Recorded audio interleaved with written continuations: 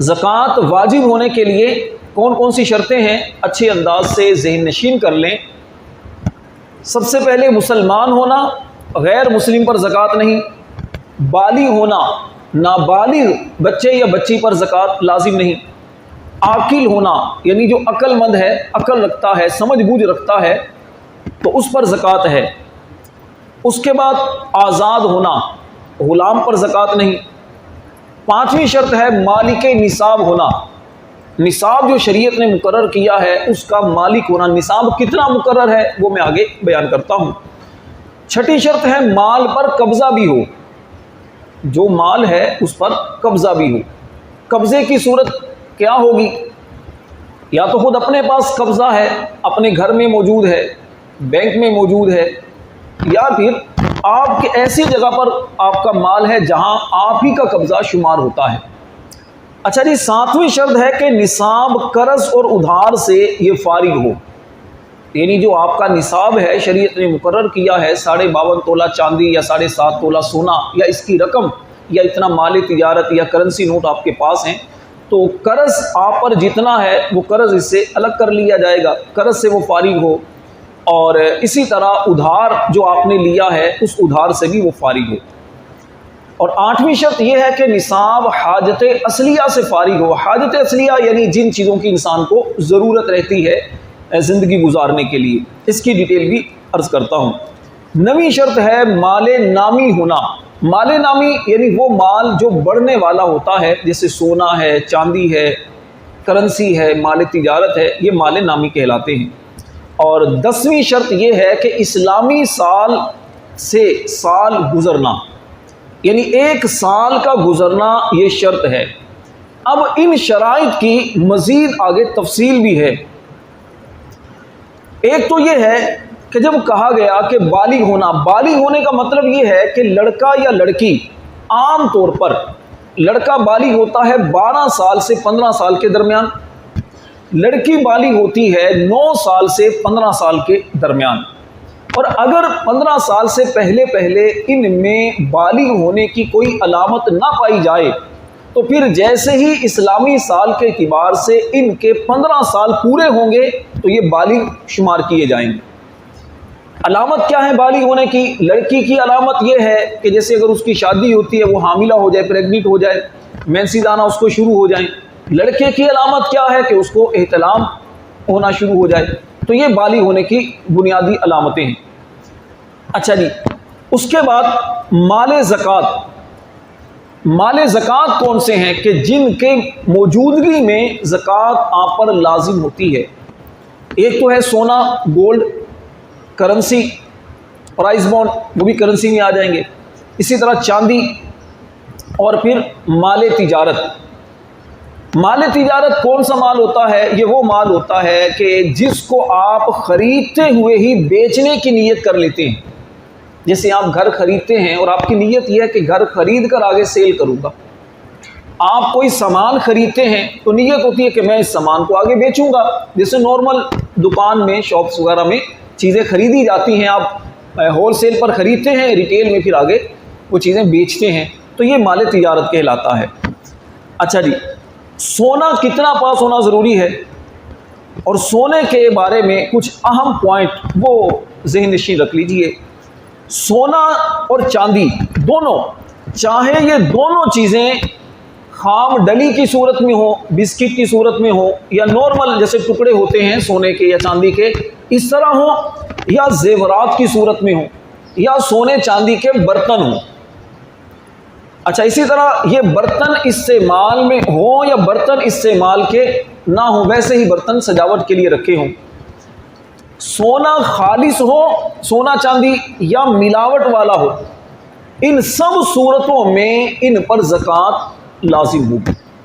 بعض لوگ یہ کہتے ہیں جی زیورات ہیں وہ تو استعمال کے زیورات ہیں، تو بھائی بھلے زیورات استعمال کے لیکن ہے تو سونا، چاندی ہے، سونا ہے، بھلے اس کے آپ برتن بنا لیں، چاہے اس کی انگوٹھی بنا لیں، چاہے عورتیں گھر کی زیورات اس کے بنا کر پہن لیں، بہر صورت اگر یہ نصاب تک پہنچیں گے تو پھر ان پر زکوٰۃ لازم ہوگی، اس کی موجودگی میں زکوٰۃ دینا ہوگی۔ اس کے بعد نقدی ہے، کرنسی، کسی بھی ملک کی جو کرنسی آپ کے پاس ہے یا پرائز بانڈ آپ کے پاس ہے تو یہ کرنسی ہی کی ایک صورت ہوتی ہے۔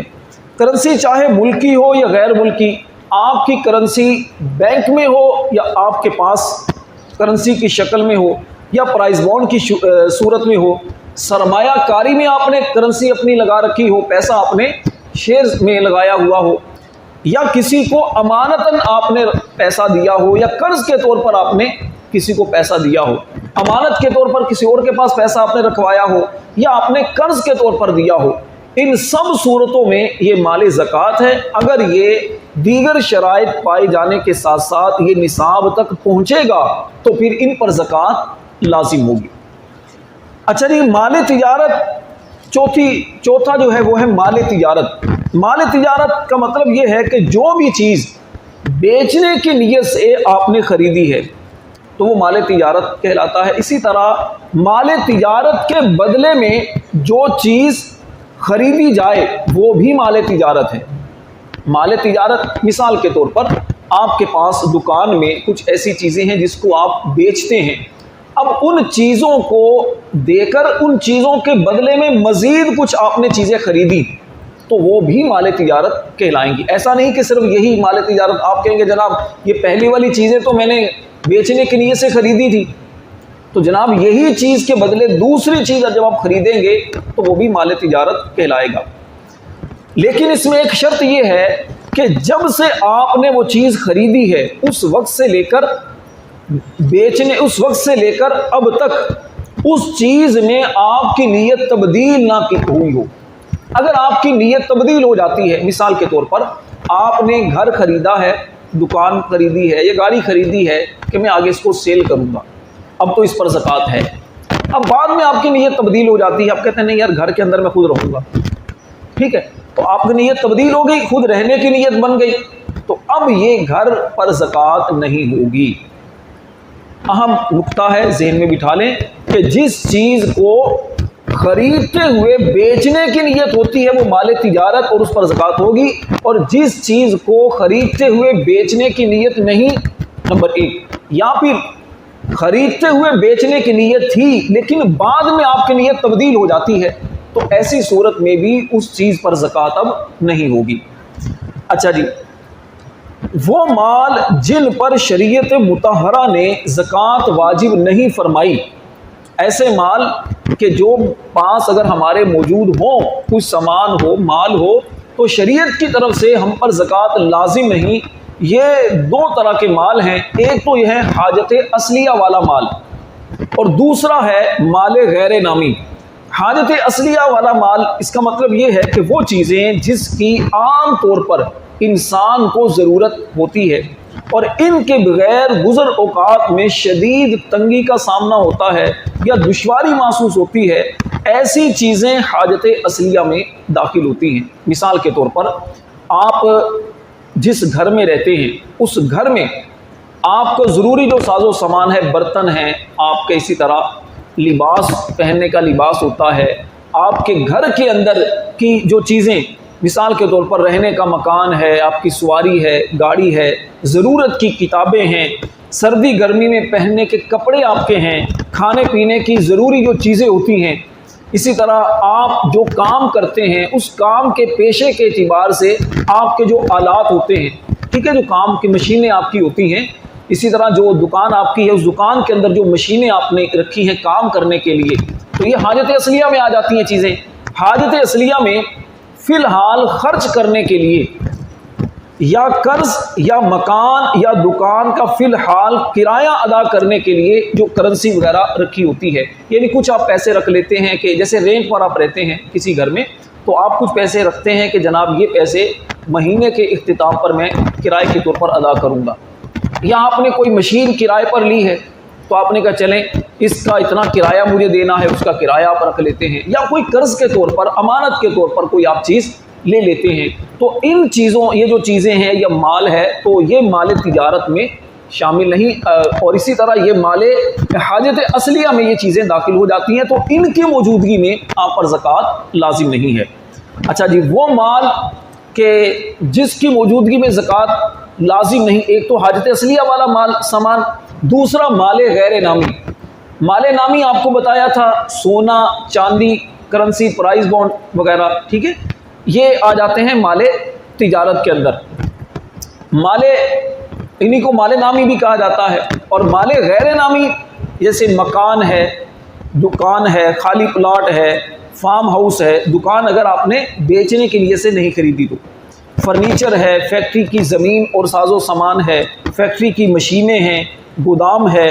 اسی طرح فیکٹری کے زمین اور اس کی عمارت پر بھی زکوٰۃ نہیں ہے. دکان کے شوکیس ہیں، کاؤنٹر ٹیبل ہے، اوزار ہے، کتابیں ہیں، دکان ہے، فلیٹ، بائک، موبائل، کھیل کا سامان ہے.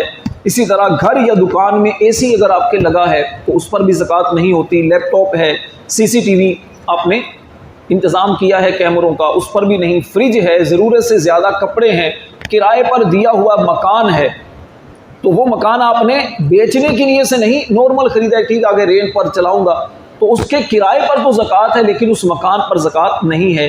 اسی طرح جنریٹر ہے یا کھیل کا سامان آپ کے پاس ہے جس سے آپ کھیلتے ہیں، ایکسرسائز وغیرہ کرتے ہیں، تو ان سب چیزوں پر زکوٰۃ نہیں ہے. اسی طرح آپ کے پاس موبائل ہے، چاہے جتنا بھی مہنگا موبائل ہو، آپ کی ضرورت کی چیز ہے تو اس پر بھی زکوٰۃ لازم نہیں ہے. اب یہ ہے کہ زکوٰۃ کا نصاب کتنا ہے. زکوٰۃ کا نصاب کتنا ہے یہ توجہ سے سنیے گا. نصاب زکوٰۃ کا مطلب یہ ہے کہ زکوٰۃ کے مال کی وہ مخصوص مقدار جس کے مالک ہونے پر زکوٰۃ لازم ہوتی ہے، اسے نصاب زکوٰۃ کہا جاتا ہے. اور اس کے مالک کو صاحب نصاب یا مالک نصاب یا غنی مالدار وغیرہ شریعت میں کہا جاتا ہے. اب یہ کتنا ہے؟ سونا جو حدیث میں بیان کیا گیا وہ 20 دینار، 20 دینار جس کا آج کل کے اعتبار سے اگر وزن کریں تو یہ بنتا ہے 7.5 تولہ سونا، اور گرام کے حساب سے 87.48 گرام یعنی 87.48 گرام سونا اگر آپ کے پاس ہے تو آپ پر زکوٰۃ لازم ہوگی. اچھا جناب، چاندی 200 درہم موجودہ تولے کے حساب سے اگر اس کو دیکھا جائے تو یہ 52.5 تولہ چاندی بنتی ہے، اور گرام کے حساب سے دیکھیں تو 612.36 گرام. یہ اگر آپ کے پاس اتنے وزن کی چاندی ہے یعنی 52.5 تولہ کی ہی یہ گرام کے حساب سے مقدار ہے. نقدی اور کرنسی ان کا اپنا کوئی نصاب وغیرہ نہیں ہوتا. اگر یہ چاندی کے نصاب تک پہنچ جائے یعنی چاندی کی 52.5 تولہ چاندی کی رقم جتنی بنتی ہے، اگر اتنی رقم آپ کے پاس موجود ہے تو آپ پر زکوٰۃ لازم ہو جائے گی. اسی طرح مال تجارت کا بھی اپنا کوئی الگ سے نصاب نہیں ہے، بلکہ یہ بھی چاندی کی رقم کے تابع ہیں. موجودہ اعتبار سے دیکھ لیں، چاندی چونکہ آج کل سستی ہے سونے کے اعتبار سے، تو چاندی کی 52.5 تولہ چاندی کی جتنی رقم بنے گی اتنی رقم اگر آپ کے پاس مال تجارت ہے، اتنی رقم کا مال تجارت آپ کے پاس ہے تو پھر آپ پر زکوٰۃ لازم ہوگی. ہر سال صرف 2.5% زکوٰۃ اس کی نکالنا وہ ضروری ہوتا ہے. اچھا جی، اسی طرح مصارف زکوٰۃ یہ اہم ایک چیز ہے، آخری چیز، کہ کن لوگوں کو ہم زکوٰۃ دے سکتے ہیں. قرآن کریم سورۃ التوبہ آیت نمبر 60 میں اللہ پاک نے ایسے لوگوں کا بیان کیا ہے. ارشاد فرمایا، انما الصدقات للفقراء والمساکین والعاملین علیہا والمؤلفۃ قلوبہم وفی الرقاب والغارمین وفی سبیل اللہ وابن السبیل فریضۃ من اللہ واللہ علیم حکیم. یعنی زکوٰۃ تو انہی لوگوں کے لیے ہے محتاج اور نرے نادار، اور جو اسے تحصیل کر کے لائیں، وصول کر کے زکوٰۃ لائیں، اور جن کے دلوں کو اسلام سے الفت دی جائے اور گردنیں چھڑانے میں یعنی غلام آزاد کرنے میں، غلام آزاد کروانے میں، اور قرض داروں کو، اور اللہ کے راستے میں، اور مسافر کو. یہ ٹھہرایا ہوا ہے اللہ کا، اور اللہ علم والا حکمت والا ہے. اب ان کی تھوڑی سی میں شرح بیان کر دیتا ہوں، تھوڑا سا آسان آپ کے سامنے کر دیتا ہوں. سب سے پہلے بیان ہوا انما الصدقات للفقراء، فقیر پر مال زکوٰۃ. فقیر سے مراد کون؟ فقیر سے مراد یہ جو گلیوں بازاروں میں مانگنے والے، یہ فقیر یا بھکاری نہیں. فقیر شرعی سے مراد جس کے پاس حاجت اصلیہ سے زیادہ تھوڑا بہت مال ہو لیکن نصاب کے برابر نہ ہو. نصاب 52.5 تولہ چاندی جو ہے اس کی جو رقم بنتی ہے اتنا اس کے پاس مال نہ ہو، ہلکا پھلکا سا اس کے پاس مال ہو تو اس کو زکوٰۃ دی جا سکتی ہے۔ اچھا اسی طرح مسکین جس کے پاس کچھ بھی نہ ہو، یہاں تک کہ ایک وقت کے کھانے کا بھی اس کے پاس نہ ہو، ایسا شخص سوال بھی کر سکتا ہے اور اس کو دینا چاہیے، تو اس کو زکوٰۃ بھی دی جا سکتی ہے۔ تیسرے نمبر پر مقروض، یعنی جس شخص پر اتنا قرض ہو کہ اسے ادا کرنے کے بعد اس کے پاس مال نصاب جتنا باقی نہ رہے۔ اس کو یوں سمجھیے کہ جیسے مثال کے طور پر کسی بندے کے پاس 2 لاکھ روپے ہیں، 2 لاکھ اس کے پاس ہیں، لیکن قرض اس نے کتنا دینا ہے؟ 1.5 لاکھ روپے قرضہ دینا ہے۔ اب 1.5 لاکھ اگر مائنس کیا جائے 2 لاکھ سے تو باقی 50,000 بچا، تو 50,000 پر تو زکوٰۃ ہوتی نہیں۔ کم و بیش آج 10 اپریل 2020 زکوٰۃ کی چاندی کی جو رقم تقریباً کم و بیش 78,000 کے قریب بنتی ہے، 77-78,000 تقریباً اس کے آس پاس بنتی ہے، تو 50,000 اس کے بعد بچے گا۔ اگر قرض کو الگ کیا جائے تو اس بندے کو زکوٰۃ دی جا سکتی ہے، ٹھیک ہے۔ اچھا اسی طرح فی سبیل اللہ، اللہ کے راستے میں یعنی راہ خدا میں جہاد کے لیے، اسی طرح کوئی بندہ محتاج ہے اس کو دیا جا سکتا ہے۔ طالب علم دین ہے، دین کا علم حاصل کرنے والا جو آدمی ہے، لڑکا ہے یا لڑکی ہے، قرآن و حدیث کا علم حاصل کرتا ہے اور وہ ضرورت مند ہے تو اس کو دیا جا سکتا ہے، لیکن ان کے لیے شرط یہ ہے کہ یہ شرعی فقیر ہوں۔ ایسا نہ ہو کہ گھر میں ان کے پاس بہت ساری جائیدادیں ہوں یا امیر ماں باپ کے بچے ہوں تو ان کو بہرحال نہیں دیا جا سکتا۔ اور 5واں ہے مسافر، یعنی وہ مسافر جو حالت سفر میں تنگ دست ہو گیا ہو۔ بعض اوقات سفر میں ایسے معاملات درپیش آ جاتے ہیں کہ انسان کے پاس کچھ بھی نہیں ہوتا، موبائل چوری ہو گیا، ATM تھا وہ چوری ہو گیا، کوئی ایسا بندہ نہیں کہ جس سے وہ اپنی ضرورت کا کچھ سامان لے سکے، کچھ پیسہ لے سکے، تو اب پیسہ ہے، مالدار ہے، لیکن وہ پیسہ گھر میں ہے یا بینک میں ہے۔ سفر میں ایسی جگہ آپ ہیں کہ جہاں پر آپ کے پاس کچھ بھی نہیں ہے، تو ایسی صورت میں شریعت نے اجازت دی ہے کہ یہ مسافر جو ہے یہ زکوٰۃ لے سکتا ہے اور اس کو زکوٰۃ دی بھی جا سکتی ہے، ٹھیک ہے۔ لیکن اس کا مطلب یہ ہرگز نہیں کہ آپ کے بینک میں پیسہ رکھا ہے، ATM آپ کے پاس ہے، آپ کہیں گے جیب میں تو میرے پاس ہے نہیں، بھائی جیب میں نہیں ہے بینک میں تو ہے، تو اب ایسا بندہ زکوٰۃ نہیں لے سکتا۔ اچھا جی، زکوٰۃ کا حقدار جو ہے فقیر شرعی، اس کو سمجھ لیں کہ جس کی ملکیت میں 52.5 تولہ چاندی یا اس کی مالیت کے برابر حاجت اصلیہ سے زائد کسی بھی قسم کا مال نامی یا غیر نامی نہ ہو، یہ ہوتا فقیر شرعی۔ اس کو سمجھیں، یعنی ایسا بندہ کہ جس کے پاس 52.5 تولہ چاندی یا اس کی مالیت کے برابر رقم، مثلا ہم فرض کر لیتے ہیں 78,000 روپے کسی بندے کے پاس نہیں ہیں، لیکن اس کے گھر میں قیمتی سامان موجود ہے، گھر میں قیمتی سامان موجود ہے، AC لگا ہے گھر میں، فریج اچھا سا گھر میں موجود ہے، موبائل اس کے پاس 20-25 ہزار والا موبائل موجود ہے۔ اگرچہ اس سامان کی موجودگی میں زکوٰۃ دینا اس پر فرض نہیں ہے کہ یہ زکوٰۃ دے ادا کرے، لیکن زکوٰۃ لے بھی نہیں سکتا یہ، ٹھیک ہے۔ اس کو سمجھیے گا، ایک ہوتا ہے زکوٰۃ کا حقدار ہونا کہ زکوٰۃ لے سکتا ہے، اور ایک ہوتا ہے زکوٰۃ اس پر فرض ہونا، دونوں میں فرق ہے۔ تو ایسا بندہ جس کے پاس 52.5 تولہ چاندی ہے یا اس کے مالیت کے برابر اتنا پیسہ ہے، رقم ہے، تو اس پر تو زکوٰۃ فرض ہے، یہ تو غنی ہے، مالدار ہے۔ لیکن ایسا بندہ جس کے پاس 52.5 تولہ چاندی یا اس کی مالیت سے کم پیسہ ہے، 2-4 تولے سمجھیے کہ چاندی اس کے پاس ہے، 10-20 ہزار اس کے پاس ہے، اب یہ فقیر تو ہے، یعنی اس پر زکوٰۃ دینا فرض نہیں ہے کہ یہ زکوٰۃ ادا کرے، لیکن اب اس کے گھر میں اگر سامان موجود ہے، قیمتی سامان اگر ہے، تو ایسا بندہ زکوٰۃ لے بھی نہیں سکتا، اس کو سمجھیے گا۔ اچھا جی، اسی طرح 52 تولہ چاندی کی جو مالیت آج کل کے اعتبار سے میں نے اس طرح بتایا، تقریباً 77,000 یا 78,000 کے آس پاس اس کی رقم بنتی ہے، تو اس کو چیک کیا جا سکتا ہے، سنار سے معلومات کی جا سکتی ہے۔ اچھا جی، کچھ رشتہ دار وہ ہیں کہ جو شرعی فقیر ہونے کے چاہے شرعی فقیر ہو تب بھی ان کو آپ زکوٰۃ نہیں دے سکتے۔ یہ کئی لوگوں کی طرف سے سوال پوچھا جاتا ہے، جی ہم کیا بیوی، شوہر کہتا ہے جی بیوی کو زکوٰۃ دی جا سکتی ہے۔ ایک شخص نے مجھ سے پوچھا کہ امام صاحب کیا میں اپنے بیٹے کو زکوٰۃ دے سکتا ہوں؟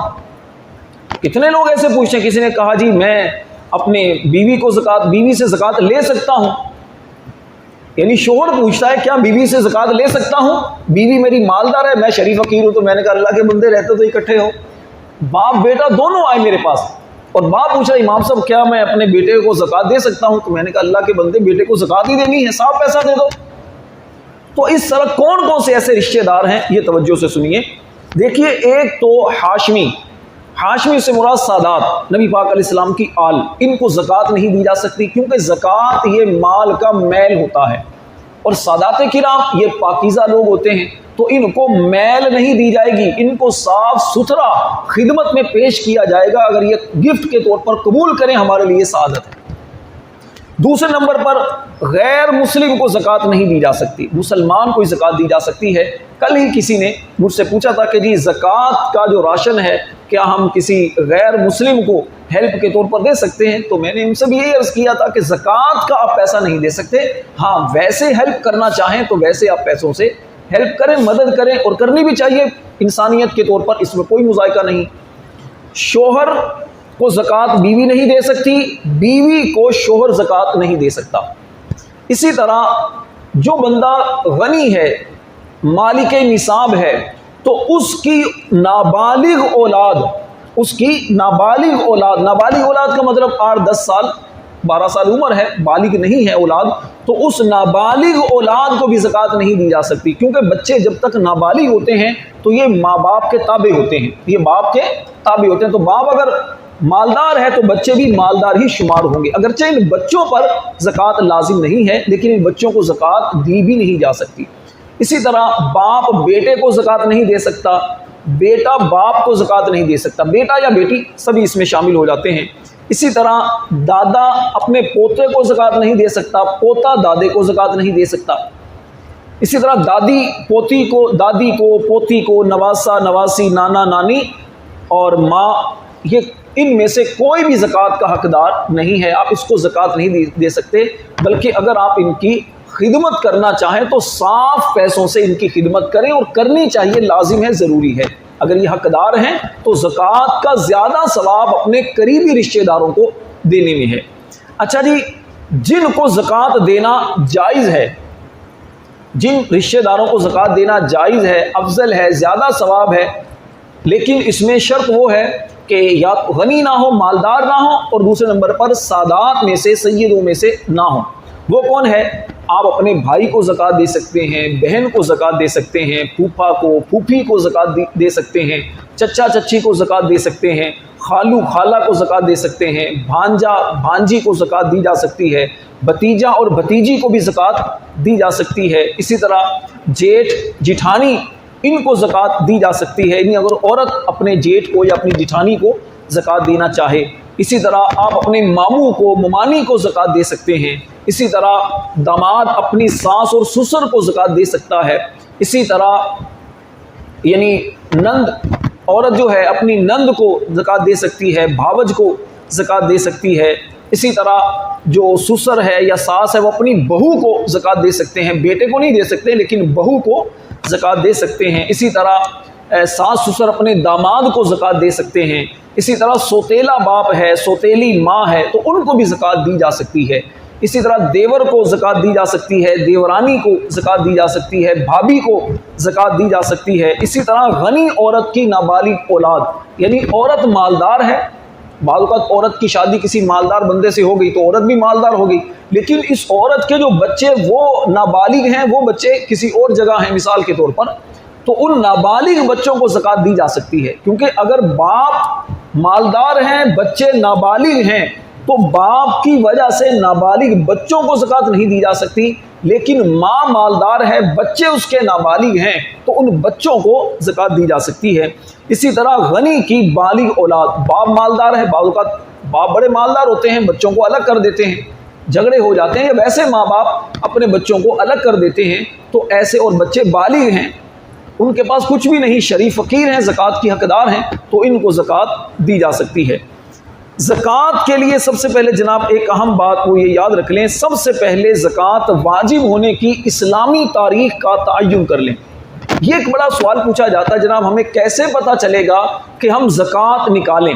لوگوں کے ہاں عموماً زکوٰۃ نکالی جاتی ہے رمضان کے اندر، لیکن اگر آپ غور کریں گے تو ہو سکتا ہے کہ آپ شعبان میں یا ربیع الاول میں آپ صاحب نصاب ہوئے ہوں پچھلے سال، تو اگر پچھلے سال آپ ربیع الاول میں مالک نصاب ہوئے، آپ کے پاس 52.5 تولہ چاندی یا اس کی رقم یا اتنی مالیت کا سامان آپ کے پاس آیا، آپ پر زکوٰۃ لازم ہوئی، تو اب آپ 2-3 مہینے جو آگے تاخیر کر رہے ہیں، اس تاخیر کا گناہ ملے گا، گناہوں کا میٹر جاری رہا۔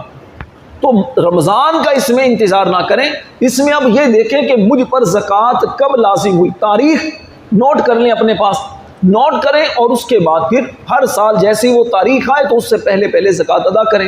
اچھا، اس کے لیے ایڈوانس میں بھی دے سکتے ہیں آپ، ضروری نہیں کہ آپ نے آخر میں اکٹھی زکوٰۃ نکالنی ہے، تھوڑی تھوڑی کر کے زکوٰۃ نکالتے رہیں، حساب کرتے رہیں، اپنے پاس لکھتے رہیں، تو جب آپ دیکھیں کہ جناب پورا ہو چکا ہے نصاب تو پھر آپ ختم کر دیں، چاہے یا آگے بھی دیتے رہیں۔ سال کے آخر میں حساب کریں، نصاب پورا ہو چکا اس کو مائنس کریں، اور باقی جو ہے باقی آپ اس کی پھر اگلے سال میں شمار کر سکتے ہیں۔ اس کے علاوہ بھی زکوٰۃ کے خیر کافی سارے مسائل ہیں، تو آپ سے گزارش یہ ہے کہ اس کے لیے کوشش کریں کہ اگر آپ پر زکوٰۃ لازم ہے، فرض ہے، تو ایک مرتبہ کسی عالم کے پاس، کسی مفتی کے پاس بیٹھیں، بیٹھ کر اس سے تھوڑے مسائل کو سمجھ لیں۔ مجھے امید ہے کہ یہ مسائل اگر آپ توجہ سے ان مسائل کو سنیں گے، اس ویڈیو کو بار بار دیکھیں گے، تو ہمارے یوٹیوب چینل راشد نور مدنی کے نام سے یہ ویڈیو انشاءاللہ وہاں پر موجود ہوگی، اللہ نے چاہا تو آپ اس کو بار بار دیکھیے گا، تو انشاءاللہ کافی آپ کو چیزیں سمجھ میں آ جائیں گی۔ اللہ تعالی ہمیں علم نافع عطا کرے، آمین بجاہ النبی الامین صلی اللہ علیہ وسلم۔